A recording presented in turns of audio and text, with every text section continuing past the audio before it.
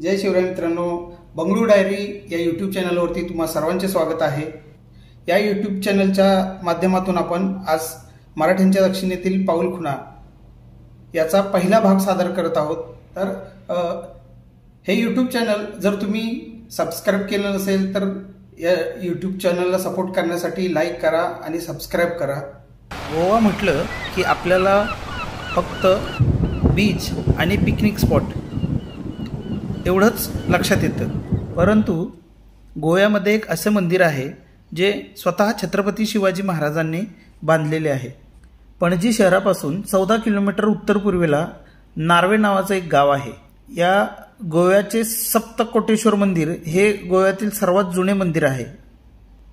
कदंबराजे सप्तकोटेश्वर लब्धा वरवीरा हे बिरुद अभिमानाने लावत होते, कारण पंचगंगेच्या काठावर उभारलेले सप्तकोटेश्वर हे त्यांच्या वंशाचे दैवत होते। ऐतिहासिकदृष्ट्या सप्तकोटेश्वराची उत्पत्ती कर्नाटक आणि महाराष्ट्रातील लोकदेवता खंडोबाच्या कथेशी संबंधित असू शकते, ज्याचे मुख्य तीर्थक्षेत्र पुणे जिल्ह्यातील जेजुरी येथे आहे। रवळनाथाच्या रूपातील मार्तंड भैरवाची पूजा गोव्यातील प्राचीन काळापासून प्रचलित असल्याचे दिसते, कारण गोव्यातील बहुतेक मंदिरांमध्ये त्यांच्या प्रतिमांची प्रत्यक्ष पूजा केली जाते। शिवचित्त कदंब याच्या काळापासून गोव्यातील कदंबांना सप्तकोटेश्वराला त्यांच्या राजघराण्याचे दैवत स्वीकारून नार्वेच्या सप्तकोटेश्वराच्या रूपात त्यांच्या उपासनेचे संरक्षण केले। त्यांची पत्नी कमलादेवी सप्तकोटेश्वराची मोठ्या श्रद्धेने सेवा करत असे। कदंबांच्या नाण्यांवरही देवतांचे नाव अनेकदा कोरले गेले होते। इसवी सन 1355 ते 1366 या काळात बहामनी राज्यांच्या धार्मिक छळामुळे सप्तकोटेश्वराचे लिंग त्यांच्या भक्तांनी शेतात लपून ठेवले होते। महान वैदिक विद्वान, राजकारणी आणि मंत्री असलेल्या विजयनगरच्या राज्याचा माधव याने 1391 मध्ये या लिंगाची पुनर्स्थापना केली। हे मंदिर पोर्तुगीजांनी पुढे नष्ट केले आणि दिवडी बेटावरील नारोवा मंदिराच्या पवित्र जागेवर 1563 मध्ये एक चॅपल उभे केले।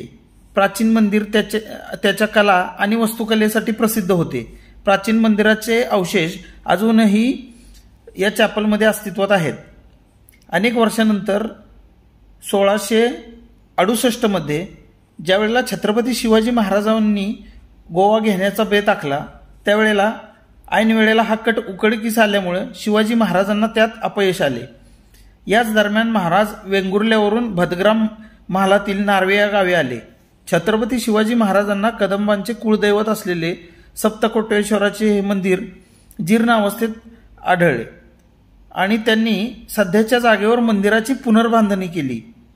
या प्राचीन मंदिराची पुनर्बांधणी शिवाजी महाराजांनी केलेल्याचा एक शिलालेख नागरी भाषेमध्ये आजही तिथे आपल्याला पाहायला मिळतो।